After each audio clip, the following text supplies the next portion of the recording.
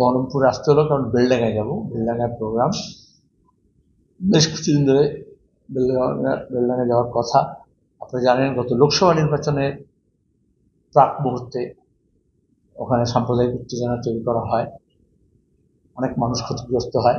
সবচেয়ে বেশি ক্ষতি হয় হিন্দু এবং মুসলমান ধর্মাবলম্বী মানুষের মধ্যে একটা ঘৃণা জাগানোর চেষ্টা করা হয় লোকসভা নির্বাচনকে কেন্দ্র করে, এবং তার ফল হয়তো বিজেপি তৃণমূল কিছুটা তুলল, কিন্তু একটা বড় অংশের মানুষের মধ্যে ঘৃণা চাষ হলো। রাজনীতির সঙ্গে ধর্মের মিশ্রণ করলে কি হয় আমরা বাংলাদেশে দেখছি। এরকম প্রসঙ্গ উত্থাপিত হয়, তারপরে ধর্মনিরপেক্ষতার নীতি যদি না থাকে গণতান্ত্রিক ব্যবস্থা থাকে না, ভেঙে পড়ে, এবং সংখ্যালঘু মানুষের সবচেয়ে বেশি নিরাপত্তাহীনতায় ভুগতে হয়। আক্রমণ হয়, অত্যাচার হয়, ঘরছাড়া হয়, খুন হয়, তার ধর্মস্থানের উপর আক্রমণ হয়। তাহলে পশ্চিমবঙ্গে, এদেশে যেখানে ধর্মনিরপেক্ষতার নীতি আছে, গণতান্ত্রিক ব্যবস্থা আছে, সেখানে এমনিতেই বেলডাঙ্গা, আমি বলবো না যে এখন, অনেক দিন থেকেই খুব ফ্রেজাইল একটা, মাঝে মাঝে গুজব, মাঝে মাঝে কোনো ঘটনা। আমি তো গত 3 বছরে বেশ 2-3 বার এরকম দেখলাম। আর এই সময় যা হলো বিগত দিনে, ভোটের পরেও এখন কিছু ধরপাকড় করেছে। কে নিরীহ কে দোষী সেটা বিচার ব্যবস্থা থেকে বোঝা যাবে, কিন্তু পুলিশ প্রশাসন যদি চায় তাহলে ব্যবস্থা নেওয়া যায়। ভোটের সময় দরকার ছিল সাম্প্রদায়িক উত্তেজনার এবং ভাগাভাগি বিজেপি ও তৃণমূলের, তখন সেখানে কিন্তু উপযুক্ত ব্যবস্থা নেওয়া হলো। এখন দাঁড়িয়ে যারা গ্রেপ্তার হলো, বা যারা উস্কানি দিল, বা যারা বক্তৃতা করলো, তৃণমূলের নেতা হতে পারেন, বিজেপির নেতা হতে পারেন, ধর্মের পোশাকে ধর্মগুরু সাজার চেষ্টা করতে পারেন, কিন্তু দেখা যাচ্ছে এটাকে নিয়ে বিজেপি তৃণমূল একটা রেষারেষি এবং বিভাজনের রাজনীতি করছে। ওই এলাকার মানুষ যাতে শান্তিতে সম্প্রীতির বাতাবরণের মধ্যে আমাদের এই জেলার এবং রাজ্যের যে ঐতিহ্য আছে সে অনুযায়ী যাতে তারা তাদের জীবন জীবিকার বিষয়গুলো নির্বাহ করতে পারেন, আমরা সংহতির জন্য, মানুষের প্রতি ঐক্যের জন্য, সম্প্রীতির জন্য, এবং এই ধরনের যারা ধর্মকেন্দ্রিক ধর্মাশ্রিত রাজনীতি করে মানুষের মধ্যে হিংসা এবং দেশ ছড়াচ্ছে তাদের প্রতি ঘৃণা জানানোর জন্য আজকে আমরা ওখানে যাব। কমিউনিটি আছে, পার্টিগতভাবে মানুষের কাছে যাব এবং সে মানুষকে সংগঠিত করব। এই কাজ ওখানে আমাদের কমরেডরা, অনেকে প্রচার মাধ্যম সেটাকে নজর দেয়নি, এই পিরিয়ডের মধ্যেও আমাদের কিছু কর্মী তারা যথেষ্ট ঝুঁকি নিয়ে হিন্দু এবং মুসলমান মানুষের মধ্যে যে সাঁকো আছে, যে জনবন্ধন আছে, সেটা দৃঢ় করার জন্য, অন্তত না ভেঙে পড়ে তার জন্য কাজ করেছেন। তাদেরকেও আমরা অভিনন্দন জানানোর জন্য, ধন্যবাদ জানানোর জন্য আমরা ওখানে যাওয়া দরকার বলে আজকে এসেছি।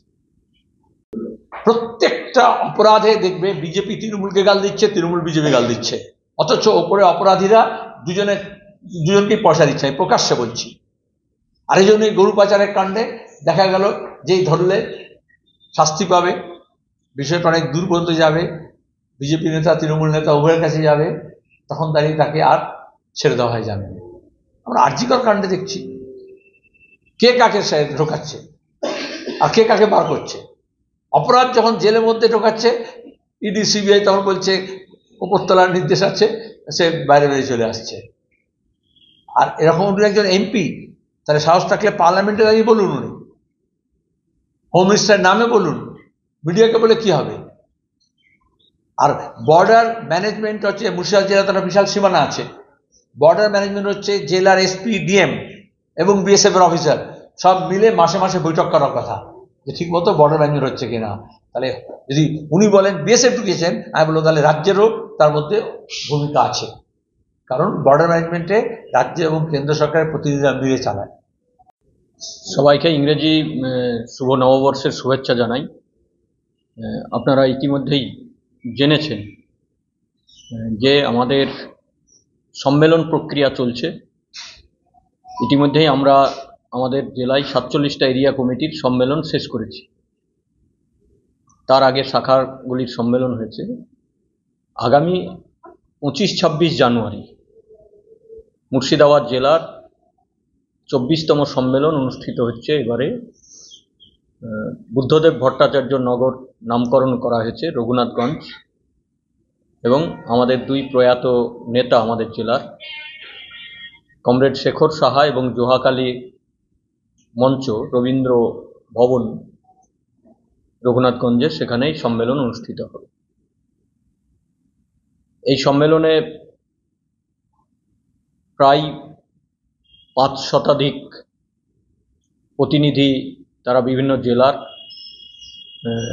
বিভিন্ন এরিয়া থেকে তারা নির্বাচিত হয়ে আসবেন।